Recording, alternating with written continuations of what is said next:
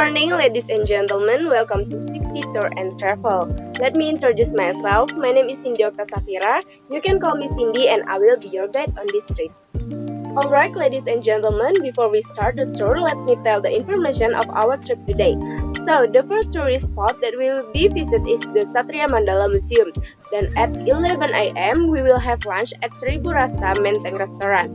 Then we will continue the last tourist spot, namely Planetarium. After that, we will end the trip at 4 p.m. and the return to 60 Vocational High School Jakarta at 5 p.m. I hope you enjoy the tour. Ladies and gentlemen, right now we were in Jenderal Sudirman Street. I will tell you a short story about this street. Jalan Jenderal Sudirman or Jalan Sudirman or Sudirman Road is a major thoroughfare in Jakarta, Indonesia. Named after Indonesia national hero Sudirman, the road runs from Patung Pemuda Membangun at the south end to the bridge of the West Flut Canal to the north, where it meets Jalan MH Tamrin. The road had been built between 1949 and 1953 to connect central Jakarta with Kebayoran Baru. Ladies and gentlemen, right now we were in Satria Mandala Museum. I will tell you about the Satria Mandala Museum. The Satria Mandala Museum is a museum of the history of the struggle of the Indonesian National Armed Force located on Jalan Gatot Subroto, South Jakarta. The museum, which was inaugurated in 1972 by former Indonesian President Suharto, was originally the home of one of the wives of former Indonesian President Sukarno, his wife Ratna Sari Dewi Soekarno. In this museum, you can find a various collection of war equipment in Indonesia, from the past to the modern, such as mines, missiles, torpedoes, tanks, cannons, and even helicopters and airplanes, one of which is a current plane which was flown by Air Marshal Agustinus Adi Sucipto. In addition, this museum also stores various kinds of historical objects related to the TNI, such as various heavy and light weapons, military attributes, banner, and symbol in the TNI environment.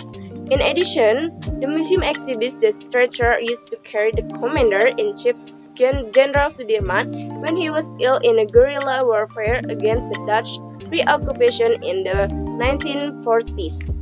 Still in the Satria Mandala TNI Museum complex, there is also the Purbawisesa Alert Museum, which displayed dioramas when the TNI, together with the people cursed DITII separatist gangs in the West Java, Central Java, Aceh, South Kalimantan, and South Sulawesi in the 1960s era. Other facilities at the Satria Mandala TNI Museum include a children's reading garden, souvenir kiosk, canteen, and multi-purpose building with a capacity of 600 seats. Alright, ladies and gentlemen, the time to visit the Satria Mandala Museum is up. The next goal is go to Seribu Rasa Restaurant for lunch.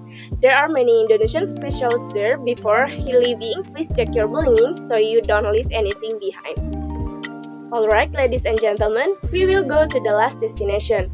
Did you guys know what the last destination we will go to? If you don't know, I will tell you. The name is Planetarium. The time taken to get there is 20 minutes. And we'll return to 60 Vocational High School at 5 p.m. Alright, ladies and gentlemen, right now we will arrive at the Planetarium. I will tell you about the history of Planetarium. Planetarium construction of the planetarium was an effort of President Sukarno when in the early 1960s has envisaged a monumental large-scale planetarium project. However, by the next half of the 1960s, the design was made more modest. The construction of Jakarta Planetarium and Observatory began in 1964 as part of the construction of the Taman Ismail Marzuki Art Complex. The construction was funded by the Indonesian government and the Indonesian Batik Cooperative Association or Gabungan Koperasi Batik Indonesia or GKBI. The 22-meter dome of the planetarium was complete in 1968. On the November 10, 1968, the building was officially inaugurated by the government of Jakarta, Ali Sadikin, together with the Taman Ismail Marzuki Art Complex. The planetarium was opened to public on March 1, 1969. The day was made the official birthday of the planetarium. The planetarium made use of the Carl Zeiss Universal Planetarium projector. In 1975, a coded telescope that was already a property of the institution Saint the 964th was installed in a two-floored building not far from the planetarium. In 1982, the coded telescope was moved closer to the present observatory because the land where the telescope stand earlier belongs to another owner. In 1984, Jakarta Planetarium became officially the Jakarta Planetarium and Observatory. In 1991, the building was extended and facilities such as a classroom were added.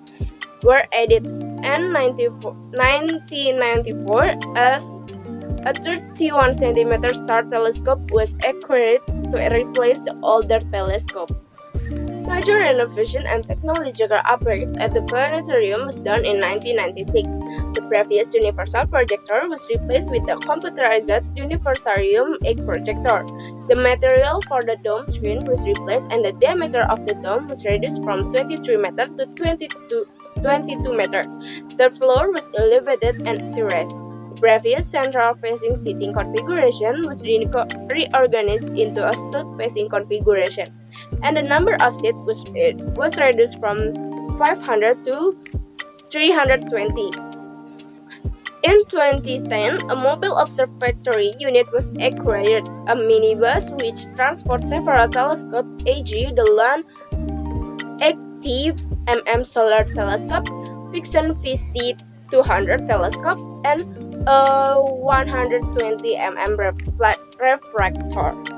Alright, ladies and gentlemen, so this is the end of our tour. We can go home right now, so take it out to the bus. Alright, ladies and gentlemen, we have arrived at 60 Vocational High School, Jakarta. I think this is the end of our tour. We apologize if there are any inconvenience here, and thank you has chosen 60 Tour and Travel as your travel companion.